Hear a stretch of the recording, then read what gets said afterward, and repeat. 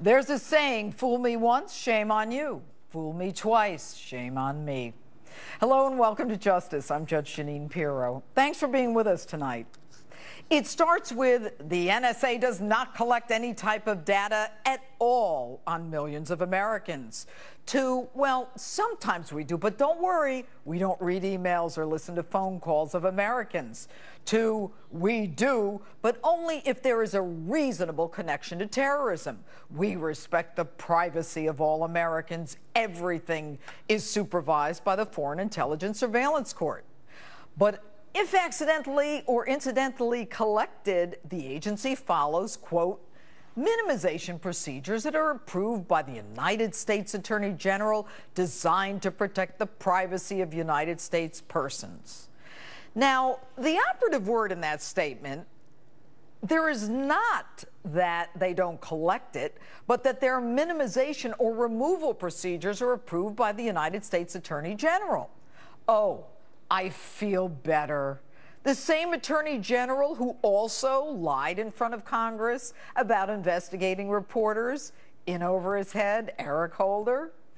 And this week, the NSA can monitor 75% of all American internet traffic, and it does retain written content of emails between citizens within the U.S. But any mistakes where your privacy are violated are due to training errors. Really? Was Edward Snowden a training error? You know, the guy you call a traitor, who you can't convince Russian President Putin to return to you, who has you over a barrel on the liar thing. But not to worry, all is supervised by FISA. Well, not really. We now know tens of thousands of emails between Americans with no connection to terrorism are being collected. But if there's no connection to terrorism, why isn't the FISA court stopping it? 2 years ago, Mr. President, you said the NSA was working with FISA to enhance protections. Really? In no time, a FISA court judge writes, quote, for the first time, the government has now advised the court of the volume and nature of the information it's been collecting, which is fundamentally different from what the court had been led to believe. Now, when I was a judge, if someone lied to me on something of such a serious nature, their butts would be personally chaperoned to the local lockup courtesy of yours truly. Yet 2 years later, the chief judge now says that the FISA court actually lacks the tools to independently verify when and how often government surveillance breaks the court rules that aim to protect privacy. I guess the beat goes on. The beat goes on. The beat goes on. Drums keep pounding a rhythm to the brain. La-da-da-da-dee. La-da-da-da-da. But the beat doesn't just go on for the NSA. The red line for chemical weapons has its own beat. A year ago, Mr. President, you said the use or mere movement of chemical weapons by Syria would cross your red line. In April, it's confirmed that the Syrian government had used chemical weapons. You, in full paper tiger mode, said that that was a game changer and signaled that the U.S. would supply the Syrian rebels with weapons, which of course never arrived. But the Muslim Brotherhood, they got their F-16s and armored tanks and $1.3 billion of our dollars. So this week, when dozens of corpses, including babies, bundled in white sheets without visible physical injury are lined up with a gray cloud overhead, all indications of chemical weapon use, you demur. We're checking it out. Now, lest there be any question, technology exists to easily confirm the use of chemical weapons. Mr. President, with all due respect, it seems your red lines are not only not red, they're a faint pink, turning into a green light. Didn't Prime Minister Netanyahu give you a primer when you tried to change the red line for Israel? But to prove the White House is never serious, when asked if you had a red line beyond which you would act against Muslim attacks on Egyptian Christians, your press secretary Josh Earnest joked. I didn't bring my red pen out with me today. Now, I hate when the greatest nation on earth works hard to prove its irrelevance on the world stage. What's with the bluster? No one respects us, no one fears us, we look weak, and we've lost our credibility. Why are you beating your chest when it's full of nothing but hot air?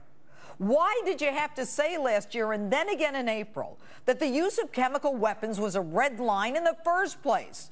Just like you said to Iran with its nuclear enrichment. You are not the president of the world. No one, including Assad now, is afraid of you. And I love that your newly confirmed U.S. ambassador to the UN is on vacation. The woman's been on the job for 3 weeks. She flies from New York to L.A. to give a speech and then has the chutzpah to go on vacation.